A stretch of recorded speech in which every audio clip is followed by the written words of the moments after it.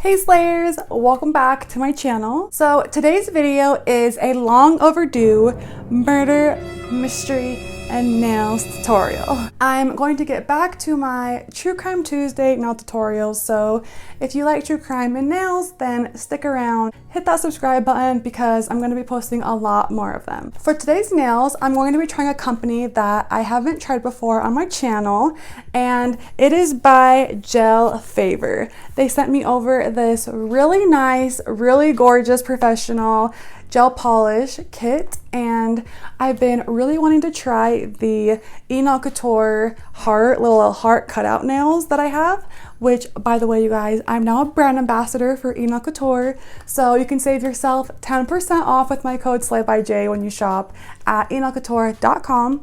But anyway, so I've been really wanting to try those nails, and literally I think like you have to use gel polish with them because otherwise you can't like see the little heart. I thought it was a good time to bust out these gel polishes. So if you want to listen to today's True Crime case, watch me do some nails and hang out, then please keep watching. Bye! Today's case is a very new case. There's not a ton of info out there yet because it's still an active, ongoing case. I mean, it just happened this month, but we're going to be talking about the tragic death of 13-year-old Tristan Bailey. I've been following this since the moment police announced Tristan was missing, which was this last Mother's Day, Sunday, May 9th, and I've just been heartbroken for her and her family, and just the fact it happened on Mother's Day, like, I just can't even imagine. So I want you guys to picture a scenario for me, okay? I want you to picture yourself waking up on Mother's Day morning. It's a beautiful May spring day. You probably have a fun day filled with eating brunch and spending the day with your family. I don't know for sure exactly what Tristan's plans were with her family. We will find that out later, but I'm just speculating right now. Anyway, so you wake up, you're excited for Mother's Day, you have a fun day planned, and you go to wake up your kids. You open up your 13-year-old daughter's bedroom, and when you open the door, she's not there. She's nowhere to be found in or out of the house, and you start to go into a straight-on panic mode, wondering where your baby girl is. You get the word out to your community to help you start searching to find your child, and you hit the ground running, posting flyers, searching top to bottom, hitting social media until the child is found. Hours later, that search is called off on Mother's Day, and you learn later that night that your child has been brutally stabbed to death just miles down the street from your home. Well, that is exactly what Tristan Bailey's mother went through when her daughter was tragically murdered on Mother's Day of this year. This was an exhausting search by the neighborhood, by the St. Johns County Sheriff's Office. We have located a body that is preliminarily identified as Tristan Bailey. St. Johns County Sheriff's Department says the search for a missing Florida teenager has been called off after a body was found. 13-year-old Tristan Bailey was reported missing around 10 Sunday morning. She was last seen around 1:15 that morning at the Durbin Amenity Center. The search was called off shortly after 6 Sunday afternoon.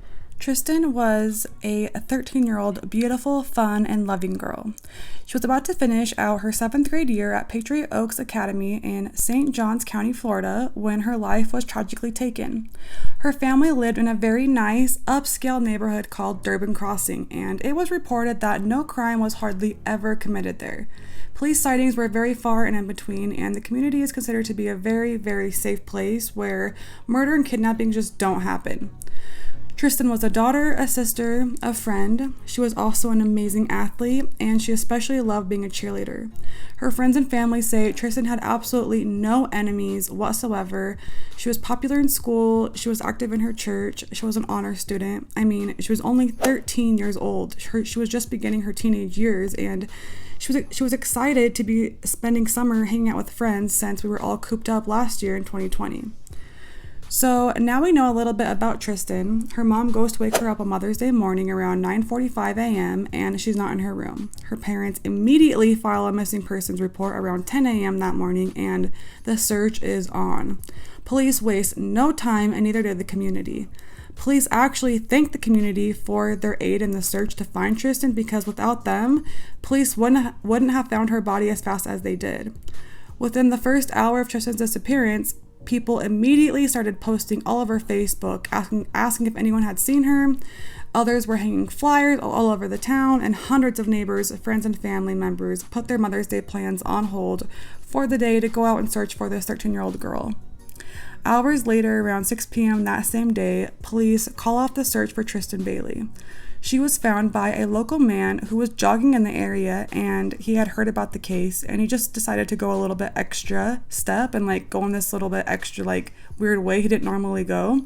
And that's when he found Tristyn, and she was brutally stabbed to death only a half-mile away from her killer's home next to a retention pond. And the St. Johns County dive team continues to search ponds in the area near where Tristan Bailey's body was found.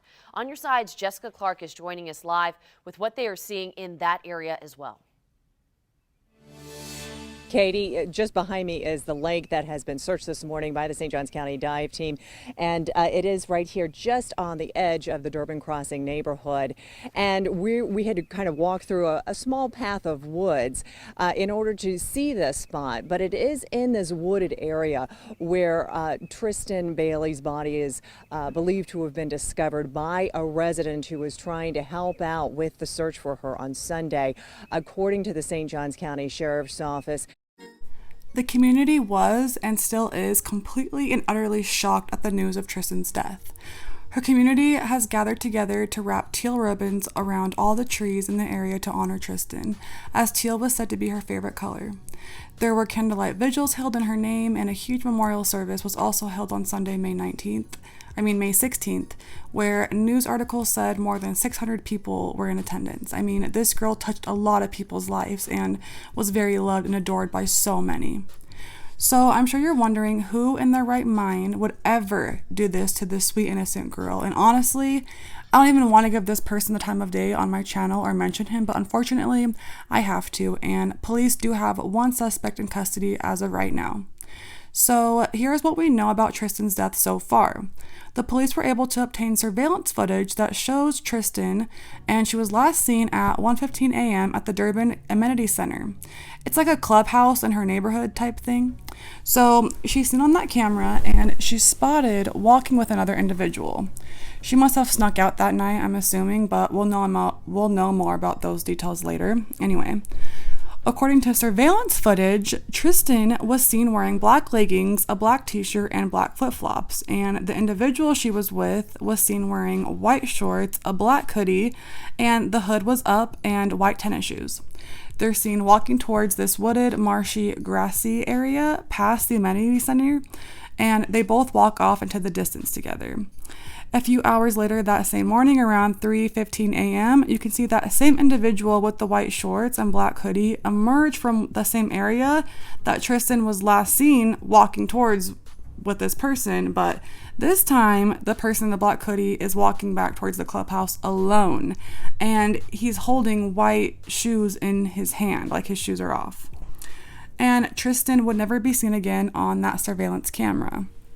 So if you look at a map of this place where they were walking towards, you can clearly see it's like one of those, you know, where it's this big huge neighborhood, and then on the outskirts of the neighborhood it's like this little grassy, hilly forest area. I don't know about you guys, but when I was growing up in my neighborhood, we kind of all had like a meetup area, and it was like in a spot where it was like outside of the neighborhood, but like nobody could see us, you know? So I'm kind of, like, if you look at a map, this place looks like one of those places. It looks like a place where the kids would all leave the neighborhood and kind of meet up in this little like foresty area outside of the neighborhood, if that makes sense. And that's where her body ultimately would be found. Luckily, police were able to obtain phone records and quickly identify the person seen on that surveillance camera walking with Tristyn that night, and you guys will be shocked to learn that the person who did this to Tristyn is a 14-year-old boy. Yes, you heard that right. 14 years old. The St. County Sheriff's Office then announced its arrest and the death of Tristyn. The community was shocked to learn who it was. 14-year-old Aiden Fucci, classmate and neighbor of Tristyn's. He is now charged with second-degree murder in Tristyn's death, but police say it's possible that could go up to first degree in the upcoming weeks. We'll just have to wait and see. The St. Johns County Sheriff's Office announced the arrest of 14-year-old Aiden Fucci. He's now charged with second-degree murder in the death of Tristyn. So Aiden Fucci, I'm sure you're wondering about him. We don't know much about Aiden right now other than his parents are divorced. He's never been in trouble with the law before, and get this, you guys. So at first, Aiden was just a witness to police. They didn't have any evidence or reason to suspect him at first other than he was seen hanging out with Tristan the night before via phone records. So police go to Aiden's house to pick him up for questioning, and they place him in the back of one of the patrol cars. And for some reason, he was able to keep his cell phone on him, and he's sitting in the back of the cop car, and he snaps this picture of his reflection, you guys, that shows him holding a peace sign with the caption, "Has anyone seen Tristyn lately?" ? Which you can clearly tell he's in the back of a cop car from the picture, and he posted that on Snapchat, which, according to investigators, isn't all that uncommon to let a witness keep their cell phone while essentially in police custody because, like I said at the time of the picture taken, Aiden wasn't a suspect yet. He was just a witness. But authorities recently stated at a press conference that that picture will be admissible in court, which the state will use against him at his trial. But I don't know, seeing that picture in the cop car just like poured salt all over that wound, and I just can't imagine what her parents are going through right now. And the same goes for Aiden's parents. I just watched his little Zoom court appearance with the judge, and his parents were on the Zoom call, and you could just see how devastated his mother looked on that court Zoom call. I mean, her face just like said it all. You could tell that she's been crying nonstop, and I don't blame her. I mean, both families' lives have been ruined forever, and it's just tragic. You could also see Aiden's eyes filled with tears on that Zoom call with the judge. It was like his first court appearance. And after the judge announced his murder charge, and it also appeared, I don't know, you guys let me know, but it looks like there was a bruise on Aiden's cheek, like in his Zoom call. You can almost see like a light colored yellow purplish bruise, which almost makes me think like, did Tristyn sock you in the face, you know, when all this happened? But police haven't revealed a motive yet, but they did obtain a search warrant for Aiden's home and found evidence of bloody clothing matching the description in the surveillance camera, along with a couple other key pieces of evidence. And we've also learned that police were tipped off to a nearby pond where they had dive team members and personnel scouring every inch of this pond for a possible murder weapon, where I think a knife was actually found recently. The coroner's autopsy revealed that Tristyn was stabbed multiple times.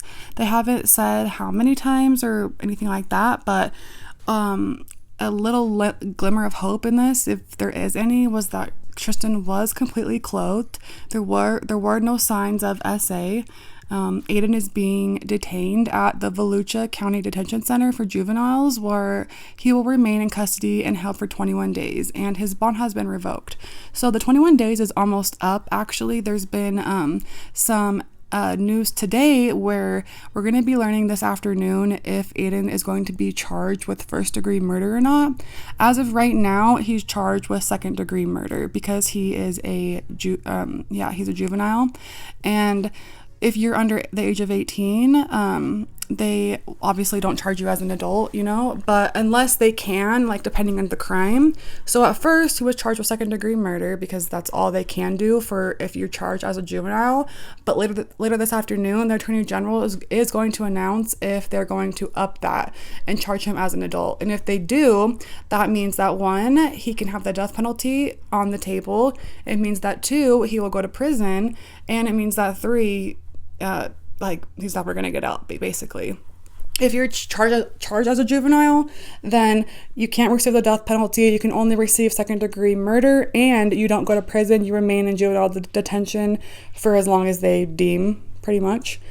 So yeah, and his bond has been revoked. His parents recently just filed indigency, which means that they had an attorney and their attorney was withdrawn because it's going to be too expensive. I think like basically when there's so much evidence in this case that there's no point in this. I mean, that's really sad, but there's no point in paying all this money for a great attorney because I mean, we already know the ending, basically. That's what I learned and was reading, and that's what my conclusion is on that. Tristyn's family held the most beautiful memorial for her at a church in their community, and there was thousands of people there, you guys. It was packed. It was amazing. And I'm actually gonna post a clip, just a second, of her family at her memorial service. It was so beautiful. Tristyn is the youngest of 5 kids, so they call themselves the Tristan Bailey 7, and their family is just amazing and a really good example to all of us of just having faith and being, just having faith and having God in your life, and an amazing example of just unconditional love. And you can just tell Tristyn came from a really, really good home. Celebrating the life of Tristan Bailey. We are forever changed as a family, but we will always be the Bailey 7.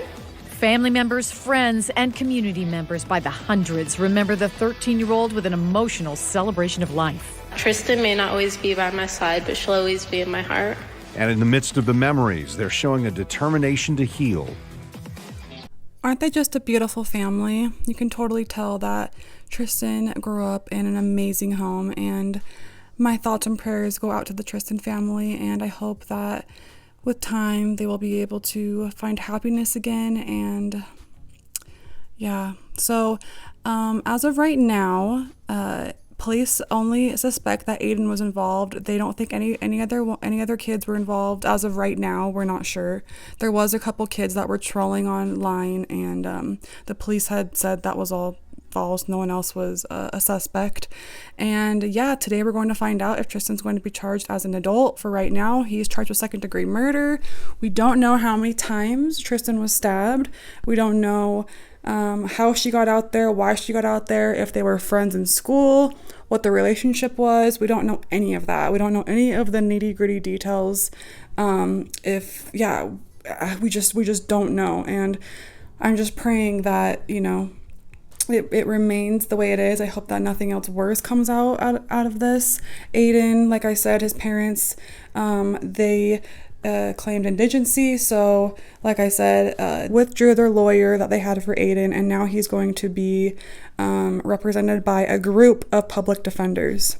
So yeah, pretty crazy, pretty sad. I'll let you guys know any updates that I hear, but yeah, that's that. There's a lot of news and clips out. If you guys want to go look more into it, you can. But what do you guys think of today's nails? It's totally like out of my comfort zone. I usually don't ever wear nails like this, but they're kind of fun, kind of different. A little bit, Britney Tokyo. It's giving me Britney Tokyo vibes, which there's nothing bad about that, right? So I hope that you guys like these. It's super fun. Use my code SlayedByJane, save 10% off at couture.com. Everything linked in the description as well. Shout out to my channel members, Crystal Colton, Enrique Family Goods, Shelly Bateman, Kaylin Nails, China Fierce B, Michelle Foy, Penny Vestina, Nicktastic Nails, Kylie McGee, Kimberly Cannon, Jennifer Landress, Faye Peters, Karen Gonzalez, Candace Joyner, Miss Potkins The Riot, and the Nail Niche LLC. Thank you guys so much for watching my channel, making it to these videos. I love you guys so much, and my next video will be out on June 1st. So keep a lookout because it's a really fun video. Mwah! I'll see you guys later. Bye!